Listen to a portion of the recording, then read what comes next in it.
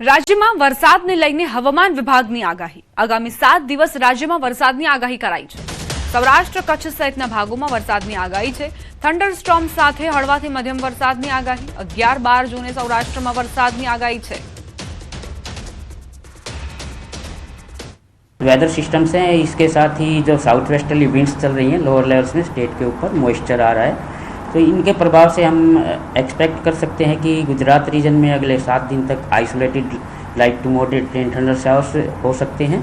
और सौराष्ट्र कच्छ में भी आज डे 1 में और फिर उसके बाद डे 5, 6, 7 में थोड़ी सी एक्टिविटी आने की संभावना है। बीच में सौराष्ट्र कच्छ में डे 2, 3, 4 में ड्राई रहने की उम्मीद है। ચોમાસું મહારાષ્ટ્રમાં પહોંચ્યું। હાલ ચોમાસાને આગળ વધવા માટે સાનુકૂળ સ્થિતિ છે। આગામી 2 થી 3 દિવસમાં મહારાષ્ટ્રમાં આગળ વધશે ચોમાસું। આગામી 7 દિવસ તાપમાનમાં કોઈ ફેરફાર નહીં થાય। અમદાવાદમાં 41 ડિગ્રી તાપમાન રહેવાની આગાહી। દક્ષિણ પશ્ચિમથી પશ્ચિમના પવન ફૂંકાયા। जो मानसून अभी साउथ वेस्ट मानसून प्रोग्रेस कर रहा है, कल एंटायर गोवा को उसने क्रॉस कर लिया था, महाराष्ट्र में एंटर कर गया है और उम्मीद है कि अगले 2 से 3 दिन में महाराष्ट्र के कुछ और पार्ट्स में भी आ जाएगा। और मैक्सिमम टेम्परेचर्स की बात करें तो 24 घंटे में हमारा जो हाईएस्ट आया है गुजरात में वो 41.5 अहमदाबाद में आया है। और अगले 7 दिनों के लिए कोई विशेष बदलाव होने की उम्मीद नहीं है मैक्सिमम टेम्परेचर्स में। હવામાન નિષ્ણાંત અંબાલાલ પટેલની આગાહી 11 જૂને મુંબઈના ભાગોમાં વરસાદની શક્યતા છે। મુંબઈથી આગળ વધતા ચોમાસાની ગતિ ધીમી પડી જશે। દક્ષિણ ગુજરાત, દક્ષિણ સૌરાષ્ટ્રના ભાગોમાં વરસાદની શક્યતા, ગાજવીજ સાથે વરસાદની શક્યતા છે। 16 થી 17 જૂન રાજ્યના કેટલાક ભાગોમાં વરસાદ પડશે। 16 જૂન બાદ સારા વરસાદની શક્યતા છે। ચોમાસું ધીરે ધીરે રફતાર પકડશે। 29 જૂનથી 7 જુલાઈ સુધી ચોમાસું સર્ક્યુલેટ થઈ જશે। વેસ્ટર્ન ડિસ્ટર્બન્સની અસર ચોમાસા પર જોવા મળશે। ભારે પવન વરસાદને ખેંચી લે તેવી શક્યતા। આર્દ્રા નક્ષત્રમાં વાવણી કરવી ખેડૂતો માટે સારી રહેશે।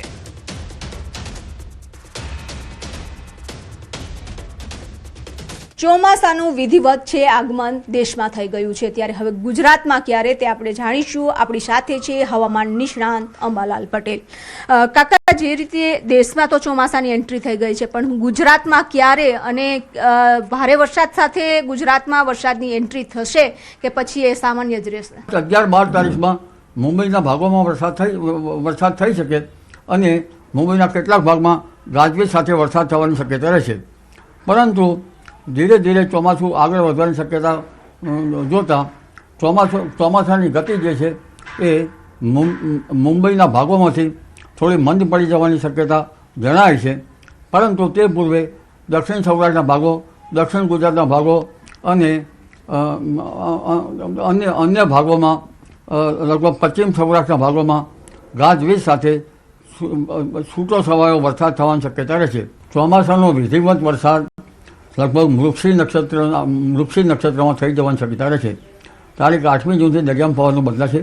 15મી જૂનમાં ભારે પવન ફૂંકાશે અને તારીખ 16-17 જૂનમાં ગુજરાતમાં કેટલાક ભાગોમાં છૂટો છવાયો વરસાદ આવવાની શક્યતા રહેશે। પરંતુ સારો વરસાદ તારીખ 16 બાદ આવવાની શક્યતા રહેતા આદ્રા નક્ષત્રમાં તારીખ 18થી 28માં વરસાદ આવવાની શક્યતા રહેશે અને ચોમાસુની રફતાર તે ધીરે ધીરે પકડશે અને 29મી જૂનથી 7મી જુલાઈ સુધીમાં રાજ્ય સહિત દેશ સહિત રાજ્યના ઘણા ભાગોમાં ચોમાસું સેચ્યુરેટેડ થઈ જવાની શક્યતા રહેશે। વેસ્ટર્ન ડિસ્ટર્બન્સ છે એ ત્યાંની વિષમ વિપરીત અસર ચોમાસા ઉપર પડતી હોય છે, કારણ કે ગંગા જમનાના મેદાનો કાપવા જોઈએ। પરંતુ હવે વેસ્ટર્ન ડિસ્ટર્બન્સ વચ્ચે પણ ચોમાસું આવવાની શક્યતા રહેશે। 18મી તારીખમાં વરસાદ તો આવશે, પરંતુ આદ્રા નક્ષત્રમાં વાવણી કરવી સારી રહેશે, કારણ કે આદ્રા નક્ષત્ર 22 જૂન બેસ્ટ છે। તે પૂર્વે મૃગશીર નક્ષત્રમાં વાવણી કરવામાં આવે તો રોગ જીવાતનો ઉપદ્રવ વધતો હોય છે અને જીવાતો લગભગ એક થડ માત્ર રાખીને પાંદડાઓ ખાઈ જતા હોય છે। અને ખાસ કરીને આદ્રા નક્ષત્રમાં ખેડૂતોએ વાવણી કરવી જોઈએ। કેમેરામેન અમિત શર્મા સાથે વિભુ પટેલ, ન્યૂઝ 18 ગુજરાતી, ગાંધીનગર। તાપીના નિઝર તાલુકામાં ખાતર માટે ખેડૂતોની લાઈન લાગી। રૂમકી તળાવ ગામમાં ખેડૂતો વહેલી સવારે 4 વાગ્યાથી ખાતર માટે લાઈનોમાં ઊભા રહેલા જોવા મળ્યા। ખાતર નહીં મળે તેવા ભયથી વહેલા તે પહેલાના ધોરણે ખેડૂતો લાઈન લગાવીને ઊભા રહેવા મજબૂર બન્યા છે।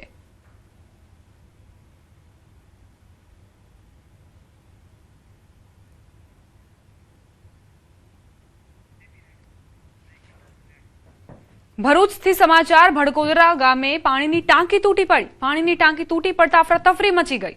ટાંકીના સમારકામ દરમિયાન ઘટના બની. અંકલેશ્વર તાલુકાના ભડકોદરા ગામ સ્થિત આદિત્યનગર રો હાઉસમાં આવેલ પાણીની ટાંકી અચાનક તૂટી પડતા અફરાતફરીનો માહોલ સર્જાયો. ઘટના સમયે ટાંકી પર મરામતનું કામ ચાલી રહ્યું હતું ત્યારે જ ટાંકીનો ભાગ ધરાશાયી થતા આસપાસના રહેવાસીઓમાં ભય ફેલાયો હતો.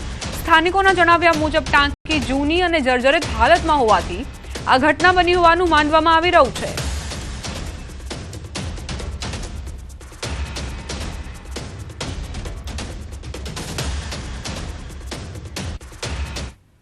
ટાંકી પંચાયત દ્વારા રિપેર કરવામાં એનું કામગીરી ચાલુ હતી, પણ ચાલુ કામમાં એની સમસ્યા જ એટલી ગંભીર હતી કે પાણીની ટાંકી ક્યારે પણ પડી જાય. એની પરિસ્થિતિ એવી નથી કે ઊભી રહી શકે ત્યાં, ને કામ કરતાની સાથે જ એ પડી ગઈ છે. એનું કામ ચાલુ હતું ત્યારથી. ગુજરાતમાં આજે ઓલ ઇન્ડિયા બાર એક્ઝામ યોજાઈ રહી છે. વકીલાતની પ્રેક્ટિસ માટે આ પરીક્ષા પાસ કરવી ફરજિયાત હોવાથી રાજ્યભરના હજારો કાયદા સ્નાતકો માટે આ પરીક્ષા મહત્વની બની છે. ગુજરાતમાં 8,000થી વધુ ઉમેદવારો પરીક્ષામાં ભાગ લઈ રહ્યા છે. ખાસ વાત એ છે કે ઉમેદવારોને પરીક્ષા દરમિયાન બેર એક્ટ સાથે લઈ જવાની મંજૂરી આપવામાં આવી છે. કેટલાક ઉમેદવારો તો પોતાની સાથે 20થી 25 પુસ્તકો લઈને પરીક્ષા કેન્દ્ર પહોંચ્યા હતા. અમદાવાદમાં પરીક્ષાને લઈ ઉમેદવારોમાં ભારે ઉત્સાહ જોવા મળ્યો હતો. આ તરફ બાર કાઉન્સિલે પરીક્ષા કેન્દ્રો પર તમામ વ્યવસ્થાઓ કરી છે જેથી ઉમેદવારોને કોઈ અગવડતા ન પડે. નવા કાયદા અને જૂના કાયદા બી છે જ, અને જે સબ્જેક્ટ છે 21 સબ્જેક્ટને અરાઉન્ડ છે અને 100 માર્કનું પેપર હોય છે અને 3 કલાકનો ટાઈમ હોય છે. પુસ્તકોમાં તો ઘણા બધા લોકો લઈને 30, 40 બુકો બી લઈને આવે છે. લેવાવાળા 20 બુકો લઈને બી આવે છે. ડિપેન્ડ છે કે કોણ કેટલી બુક લઈને આવે છે. ટ્રોલી બેગ લઈને આવીએ. ઘણા લોકો ટ્રોલી બેગ લઈને પણ આવે છે. સમાચાર સુરતથી રાષ્ટ્રીય પ્રાણી વાઘની પજવણી સરથાણા ઝૂનો વિડીયો સોશિયલ મીડિયામાં વાયરલ થયો. સૂતેલા વાઘ પર યુવકે પથ્થર ફેંક્યો. પોલીસ અને પાલિકા માટે તપાસનો વિષય છે. સુરતનો આ વિડીયો હોવાની જાણકારી છે. રાષ્ટ્રીય પ્રાણી વાઘની પજવણી કરવામાં આવી છે. સરથાણા ઝૂનો આ વિડીયો જે અત્યારે સોશિયલ મીડિયામાં વાયરલ થઈ રહ્યો છે. અહીં કઈ રીતે વાઘ સૂતો હતો અને તેની ઉપર યુવક પથ્થર ફેંકતા નજરે પડી રહ્યો છે. ખરેખર જો આ વિડીયોમાં સત્યતા હોય તો પોલીસે તપાસ કરવી જોઈએ અને જે સંચાલકો છે તેઓ આખરે શું કરી રહ્યા હતા સરથાણા ઝૂમાં તે પણ તપાસનો વિષય છે. કારણ કે આ યુવક જે વાઘ પર પથ્થર ફેંકી રહ્યો હતો, વાઘ સૂતેલો હતો અને તેની ઉપર આ યુવક પથ્થર ફેંકી રહ્યો છે. ભાવનગરથી સમાચાર. શેત્રુંજય ડુંગર પર ફરી સિંહ જોવા મળ્યો. શેત્રુંજય ડુંગર પર સિંહની લટારનો વિડીયો વાયરલ થયો છે. ડુંગર પરના પગથિયા પર સિંહ આવી ચડ્યો. સિંહ જોવા મળતા યાત્રિકોએ યાત્રા થંભાવી. સ્થાનિક યાત્રિકોએ રસ્તો થોભાવી સિંહને કેમેરામાં કેદ કર્યા. સિંહ યાત્રિકોની બેગ લઈ શેત્રુંજય ડુંગરના જંગલમાં ભાગ્યો. યાત્રિકો દ્વારા વન વિભાગને જાણ કરવામાં આવતા બેગને જંગલમાંથી શોધી કાઢી. સિંહ દેખાયાનો વિડીયો વાયરલ થતા યાત્રિકોમાં ભય વ્યાપ્યો. વન વિભાગ શેત્રુંજય ડુંગર પર પૂરતો બંદોબસ્ત ફાળવે તેવી લોકમાંગ ઉઠી છે. આ વાયરલ વિડીયોની ન્યૂઝ 18 ગુજરાતી પુષ્ટિ નથી કરતું. ભાવનગરનો આ વિડીયો છે. શેત્રુંજય ડુંગર પર જ્યારે યાત્રિકો પસાર થઈ રહ્યા હતા, વનરાજાને જોઈને તેઓ પણ અટકી ગયા, કારણ કે તેમનામાં પણ સ્વાભાવિક છે કે ડરનો માહોલ હોય. જોકે અહીં આ વિડીયોમાં એ પણ જોઈ શકાય છે કે કઈ રીતે ડાલામથા સિંહ આવે છે અને ત્યારબાદ એક બેગ લઈને અને વન તરફ પ્રયાણ કરે છે. વિસનગરના એક નરાધમે બે સગી બહેનોનું વારંવાર દુષ્કર્મ આચર્યાનો ગંભીર મામલો સામે આવ્યો છે. પીડિત યુવતીએ ફરિયાદ નોંધાવતા પોલીસે તાત્કાલિક કાર્યવાહી કરીને આરોપી નવીન કાંજીને ઝડપી પાડ્યો. તપાસમાં જાણવા મળ્યું કે આરોપીએ મોટી બહેનને સ્કૂલ જતા આવતા પોતાની કારમાં બેસાડીને ઓળખાણ વધારી હતી અને બાદમાં ધમકી આપી દુષ્કર્મ આચર્યું હતું. યુવતીના ફોટા વાયરલ કરવાની ધમકી આપીને તેણે વારંવાર શોષણ કર્યું.